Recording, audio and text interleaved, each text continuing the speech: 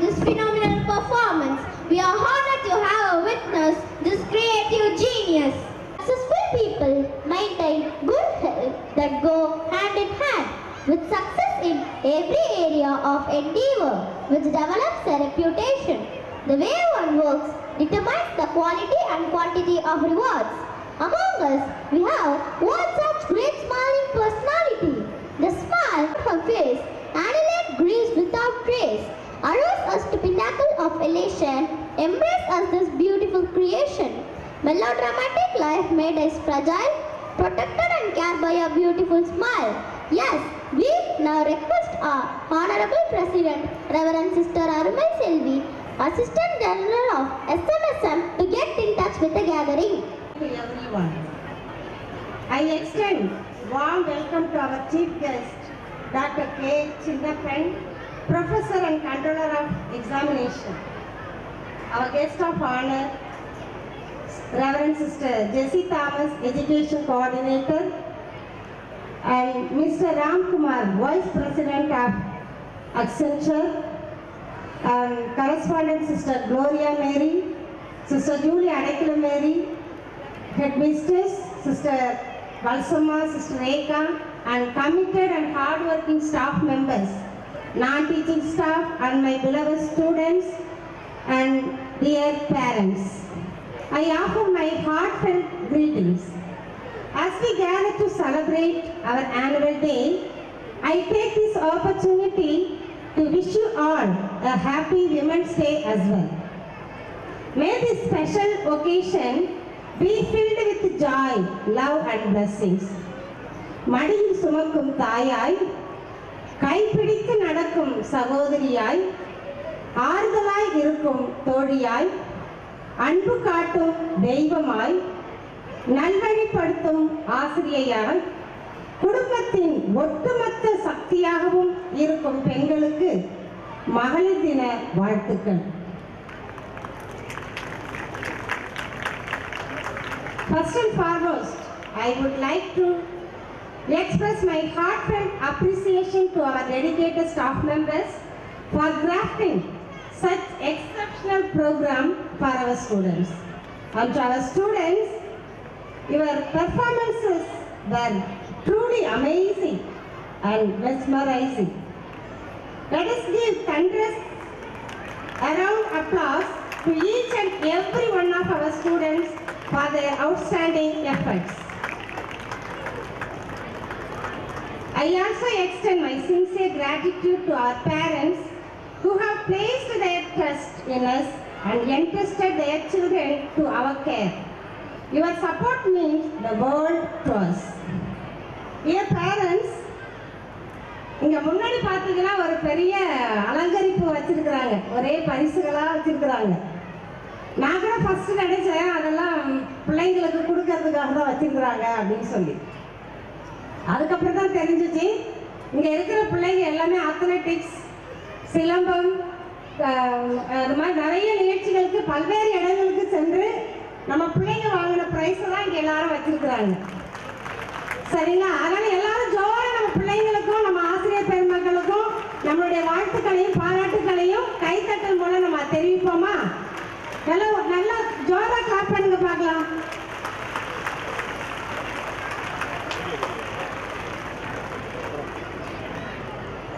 Parents, நீங்க எல்லாரும் இங்க வந்திருக்கிறீங்க. உங்களுக்கு ரெண்டு விஷயங்களை மட்டும் நான் சொல்லணும்னு ஆசைப்படுறேன். ஃபர்ஸ்ட், ஒரு சின்ன ஸ்டோரி. அதாவது ஒரு தாய் தன்னுடைய குழந்தையோட எல்லாராலையும் கைவிடப்பட்டு எங்க போகணும் அப்படின்னு சொல்லி தெரியாம ஒரு ரோட்ல நடந்து வந்துகிட்டே இருக்கிறாங்க. அவங்களுக்கு எங்க போகணும், என்ன செய்யணும் அப்படின்னு சொல்லி எதுவுமே தெரியல. ஒரு நாள் நடக்கிறாங்க, 2 நாள் நடக்கிறாங்க. ரொம்ப சோர்வாயி வெயில் தாங்க முடியாம அப்படியே நடந்து அந்த குழந்தைய சுமந்துக்கிட்டு நடந்து வந்துட்டு இருக்கிறாங்க. வர வழியில பார்த்தா ஒரு குகை. சரி, இந்த குகையிலையாவது கொஞ்ச நேரம் இளைப்பாறலாம் அப்படின்னு சொல்லிட்டு ஜஸ்ட் உள்ள போறாங்க. அந்த குகைக்கு வெளியில இது மாதிரி எழுதி இருக்குது. இந்த குகை வந்து திறக்கும் பொழுது உள்ள போகலாம், உங்களுக்கு என்ன வேணாலும் அதுல இருந்து நீங்க எடுத்துக்கலாம். ஆனா 5 நிமிடம் மட்டும்தான் உங்களுக்கு கொடுக்கப்படும். வார்னிங், பெல் வந்து நாலாவது நிமிஷத்துல வார்னிங் பெல் அடிக்கும். 5வது நிமிஷத்துல வெளியில வந்துடணும். சப்போஸ் அந்த குகை மூடிடுச்சு அப்படின்னா திரும்பி யாருமே வெளியில வரக்கூடாது அப்படின்ற ஒரு அந்த போர்டு அதுல இருந்துச்சு. அப்ப அந்த அம்மா படிக்கிறாங்க, இந்த குகைக்குள்ள போனா நமக்கு ஏதோ நல்ல விஷயம் நடக்கும் அப்படின்னு சொல்லி ரொம்ப சோர்வா இருந்தவங்க நல்ல மகிழ்ச்சியா ஒரு உற்சாகத்தோட அப்படியே பார்த்து படிச்சுட்டே இருக்கிறாங்க. படிச்சு முடிகிற அந்த நேரத்துல குகை திறக்குது. உடனே உள்ள போறாங்க. அப்ப உள்ள போய் அந்த குழந்தைய கீழே விட்டுட்டு அங்க பாக்குறாங்க நல்ல விலை உயர்ந்த வைடூரியம், மாணிக்கம், பொன், வெள்ளி அப்படின்னு சொல்லி நிறைய அந்த குகைக்குள்ள அங்கங்க கிடக்கிறத பாக்குறாங்க. அந்த அம்மாவுக்கு ஒரே சந்தோஷம், இதெல்லாத்தையும் நம்ம கலெக்ட் பண்ணி எடுத்துட்டு போயிட்டு நம்ம வாழ்க்கையில வறுமையே வராது அப்படின்னு சொல்லி ஒன்று ஒன்றா கலெக்ட் பண்ண ஆரம்பிச்சுட்டே இருக்கிறாங்க. கலெக்ட் பண்ணி எல்லா விலையும் அந்த எவ்வளோலாம் அவங்களால கலெக்ட் பண்ண முடியுமோ, தங்களுடைய துணிகளில் வச்சு எடுக்க முடியுமோ எல்லாமே எடுத்துக்கிட்டே இருக்கிறாங்க. வார்னிங் பெல் அடிக்குது 4வது நிமிஷத்துல. அப்போ அந்த அம்மா நினைச்சாங்க, இன்னும் 1 நிமிஷம் இருக்குல்ல, இன்னும் ஒரு 2 கல்லை எடுத்துடலாம் அப்படின்னு சொல்லி அதை எடுக்கிறதுக்கு போனாங்க. 5வது பெல் அடிக்குது, உடனே வெளியில வந்துட்டாங்க. வெளியில வந்ததுக்கு அப்புறம் தான் பார்த்தா அங்க குழந்தை இல்லை கையில. அந்த குழந்தை வந்து குகைக்குள்ளேயே மாட்டிடுச்சு. நீ குகைக்குள்ள போய் குழந்தைய எடுக்கவும் முடியாது.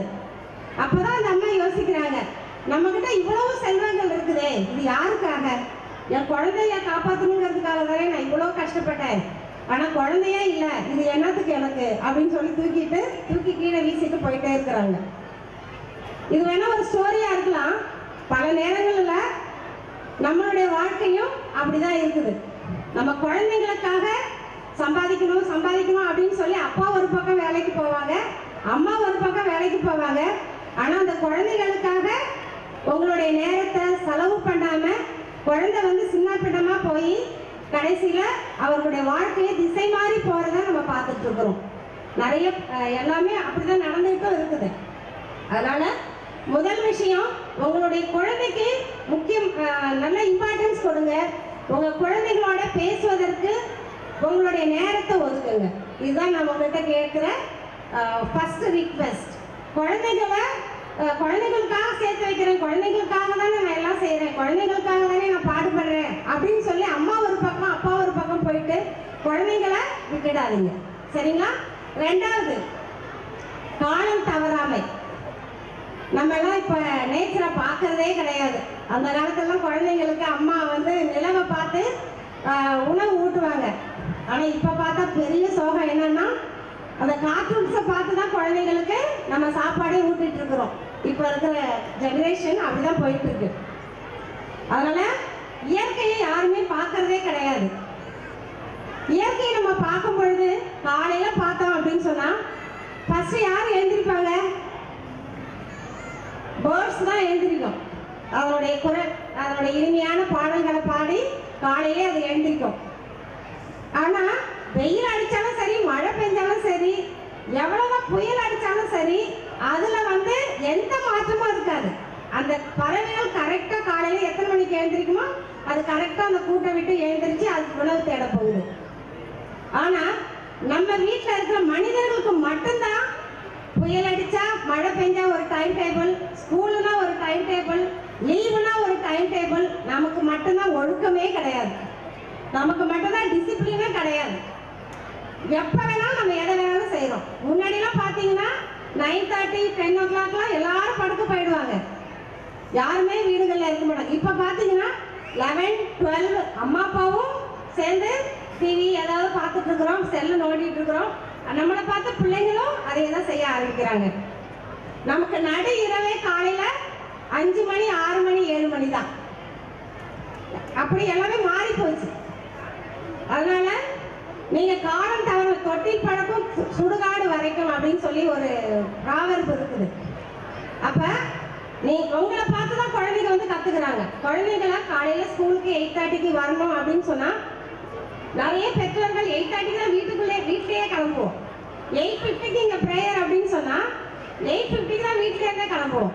அப்புறம் நிறைய டிராபிக் அது இது அப்படின்னு சொல்லி எல்லாமே தெரியும். அப்ப ஒவ்வொரு நாளும் அந்த குழந்தை என்ன பாக்குது, அப்ப நம்ம கரெக்டா போகணும், அந்த நேரத்துல ஸ்டார்ட் பண்ணி நம்ம அப்பா கொண்டு வந்து இப்ப விடுறாரு இல்லையா, அப்போ அதனால எப்பவுமே நம்ம நிக்காத்த வீட்டுக்கு கிளம்பி வந்தா போதும் அப்படின்னு சொல்லி அந்த காலம் தவறாமைய பிள்ளைங்க கத்துக்கிறதே கிடையாது. அதனால நீங்க பேரண்ட்ஸ் அதை நீங்க எப்படி பிள்ளைங்களுக்கு கற்றுக் கொடுக்குறீங்களோ அது மாதிரிதான் பிள்ளைங்க பிற்காலத்துல வளர்ந்து வரும்பொழுது காலம் தவறாமையே கத்துக்குவாங்க. டிசிப்ளினா இருக்கணும், நேரத்துக்கு முன்னாடி ஸ்கூலுக்கு வரணும், எந்த இடத்துக்கு போனாலும் ½ அன் ஹவருக்கு முன்னாடி போகணும், 15 மினிட்ஸ்க்கு முன்னாடி போகணுங்கிற அந்த விஷயத்தை எப்போ கத்துக்குவாங்க? நீங்க சொல்லி கொடுத்தாதான் பிள்ளைங்க கத்துக்குவாங்க. அதனால கரெக்டா அந்த 8:30 8:45 நீங்க வீட்ல இருந்து பிள்ளைங்களை கூட்டிட்டு வந்து இப்ப விடாதீங்க. ஒரு 15 மினிட்ஸ்க்கு முன்னாடியே அந்த பிள்ளைங்களை விட்டுட்டு போனா உங்களுக்கும் அது ரிலாக்ஸா இருப்பீங்க, பிள்ளைங்களும் ரிலாக்ஸா இருப்பாங்க, பிள்ளைங்களும் நேரத்தோட நம்ம வரணும்ன்ற அந்த ஒரு வேல்யூஸ் பிள்ளைங்க கத்துக்குவாங்க. ஒரு நாள் ஒரு ஜாக்குங்கிற ஒரு பையன் வேலைக்கு போகணும். என்ன இவ்வளோ சீக்கிரம் நீ இந்த டைமிஸை பார்த்துட்டு நீ என்ன இப்படி ஓடிக்கிட்டே இருக்கிற, இவ்வளோ சீக்கிரம் ஓடுறீங்க, நான் என்னதான் செய்யறது, எனக்கு ரொம்ப சோர்வா இருக்குது, எனக்கு படுத்து தூங்கணும் அப்படின்னு சொல்லி எனக்கு ஆசையா இருக்குது அப்படின்னு சொல்லி அந்த பையன் கேட்குறான். அப்போ கிளாக்கு பார்த்து சொல்லும்போது நீ அப்படி ஓடிக்கிட்டே இருக்கிற அப்படின்னு சொல்லி, அப்போ கிளாக் அந்த பையனை பார்த்து கேட்டுச்சான், நான் ஓடலைன்னா நீ என்ன செய்வ அப்படின்னு சொல்லி, நீ ஓடல அப்படின்னா உன்னை தூக்கி எரிஞ்சிடுவேன், உன்னை பயன்படுத்த மாட்டேன் அப்படின்னு சொல்லி. அப்போ அந்த கிளாக்கு சொல்லிச்சான், அதே மாதிரி தான் நீ ஓடி ஓடி எல்லா நேரத்தோட எல்லாவற்றையும் சரியா செய்யலாம் அப்படின்னு சொன்னா உன்னையும் அவுடேட் ஆயிடுவேன், உன்னையும் எல்லாரும் தூக்கி போட்டுருவாங்க, உன்னை யாருமே மதிக்க மாட்டாங்க, உன்னால எதுவுமே சாதிக்க முடியாது அப்படின்னு சொல்லி அந்த கிளாக்கு சொல்லிச்சான். அப்போ அதை கேட்ட உடனே அந்த பையன் என்ன பண்ணிட்டான், உடனே ஓடி வேலைக்கு போயிட்டான். ஸோ அது மாதிரி காலம் நேரம் எப்போதுமே நம்ம சரியா கடைபிடிக்கணும் அப்படிங்கிற ஒரு உணர்வை நம்ம பிள்ளைங்களுக்கு சொல்லிக் கொடுங்க. ரெண்டாவது பார்த்தோம் அப்படின்னு சொன்னா ஒவ்வொரு வீட்லையும் தாய்மார்கள் சொல்றது, நான் என் பையனை இளவரசன் மாதிரி வளர்க்குறேன், என் பொண்ணை இளவரசி மாதிரி வளர்க்குறேன் அப்படின்னு சொல்லி பெருமைப்பட்டுருக்கீங்க. ஆனா இளவரசன் மன்னருடைய ஆட்சியெல்லாம் முடிஞ்சு ரொம்ப வருஷம் ஆயிடுச்சு. ஆனா இப்பயும் நம்ம வீட்டுல ஒரு குழந்தைய 2 குழந்தைய வச்சிருந்தாலும் அந்த பிள்ளைகளை என்னுடைய இளவரசன் என்னுடைய இளவரசி அப்படின்னு சொல்லி அவங்களுக்கு தேவைக்கு அதிகமா எல்லாமே கொடுத்து நம்ம வளர்க்குறோம். பிள்ளைங்களுக்கு எது தேவை, எது அவங்களுடைய விருப்பம், எது அவங்களுடைய ஆசை அப்படிங்கிறத நம்ம பாகுபடுத்தி பிள்ளைங்களுக்கு சொல்லி கொடுக்கறதே இல்லை. இதுதான் உன்னுடைய தேவை, ஒரு நோட்டு வேணுமா, ஒரு புக்கு வேணுமா, எதுவாக இருந்தாலும் நம்ம பிள்ளைங்களுக்கு இஷ்டத்துக்கு வாங்கி கொடுப்போம். 4-5 செப்பல், நிறைய ட்ரெஸ்ஸு. அதனால அந்த பிள்ளைங்களுக்கு இது தேவையா இது ஆசையா அப்படிங்கிறத கூட வேறுபடுத்தி பார்க்க முடியாத அளவுக்கு பிள்ளைங்க பெருசாக வளர ஆரம்பிச்சிடுறாங்க. அதனால feed your needs not your desire அப்படின்னு சொல்லி ஒரு செய்தி இருக்கு. அப்போ ஒவ்வொரு குழந்தைங்களுக்கும் உங்களுடைய தேவை என்ன, உங்களுடைய ஆசை என்ன, தேவைகளை நான் பூர்த்தி செய்கிறேன் ஆனால் ஆசைகளை இல்லை அப்படின்றத அந்த ஒரு வேல்யூஸோட பிள்ளைங்களை வளர்க்கறதுக்காக வேண்டி உங்களை தயவு செய்து கேட்டுக்கொள்கிறேன். பிள்ளைங்களுக்கு இளவரசி மாதிரி நீங்கள் வளர்த்தீங்க அப்படின்னு சொன்னால் பிள்ளைங்க பெருசாகும் போது அவங்க இளவரசனாகவும் இளவரசியாக இருக்கணும்னு ஆசைப்படுறீங்க. ஆனால் அந்த டைமில் உங்களால் முடியாத போகும்பொழுது எல்லாம் ஃப்ரஸ்ட்ரேஷன், டிப்ரெஷன் அந்த ஒரு லெவலுக்கு நீங்களும் போயிடுங்க, குழந்தைங்களும் போயிடுறாங்க. அதனால குழந்தைங்களுக்கு எது தேவை, எது அவங்களுடைய ஆசை அப்படிங்கிறத பிரிச்சறிய கற்றுக்குங்க. ஒவ்வொரு முறையும் குழந்தைங்களுக்கு பேகு இதெல்லாம் செக் பண்ணி பார்த்தீங்கன்னா அவ்வளோ பேப்பர்ஸ், குப்பை, கூலம் எல்லாம் அந்த பேக்கில் தான் இருக்கும். ஒன்ஸ் இன் ஏ வைல் அந்த பிள்ளைங்களுக்கு அந்த பேக்கை எடுத்து என்ன வச்சிருக்கிறாங்க, பிள்ளைங்க எப்படி நீட்டாக வச்சிருக்காங்களா, புக்கு நோட்டு அதெல்லாம் நீங்கள் சொல்லிக் கொடுங்க. இது மாதிரி சின்ன சின்ன வேல்யூஸ் எல்லாம் பிள்ளைங்களுக்கு சொல்லிக் கொடுத்து பிள்ளைங்களும் நல்லா வளருவதற்கு நீங்கள் ஒரு அஸ்திவாரம் அமைத்து தரும்படி உங்களை தாழ்மையுடன் கேட்டுக்கொள்கிறேன். உங்கள் அனைவருக்கும் எப்பொழுதுமே எங்களுக்கு நல்ல ஒரு ஒத்துழைப்பை கொடுத்து பிள்ளைகளை நல்லா வளர்றதுக்கு எல்லா விதத்திலும் நீங்கள் உதவி செய்கிறீங்க. அதே மாதிரி டீச்சர்ஸ், சிஸ்டர்ஸ் எல்லாரும் சேர்ந்து நல்லா ஹார்ட் ஒர்க் பண்ணி உங்கள் பிள்ளைங்களுடைய நலனுக்காக எப்பொழுதுமே உதவி செஞ்சுட்டு இருக்கிறாங்க. ஸோ அதனால் பிள்ளைங்க, உங்களுடைய பேரண்ட்ஸு, டீச்சர்ஸ் எல்லாரும் சேர்ந்து ஒத்துழைத்து பிள்ளைங்க இந்த சமுதாயத்தில் நல்ல மாணவ மாணவிகளாக வளருவதற்கும் நல்ல சமுதாயத்தில் சிறந்து விளங்குவதற்கும் நீங்கள் எல்லா விதமான வழி அமைத்து தரும்படி உங்களை அன்புடன் கேட்டுக்கொண்டு இந்த வாய்ப்புக்கு நன்றி கூறி விடை பெறுகிறேன். நன்றி, வணக்கம். State level championship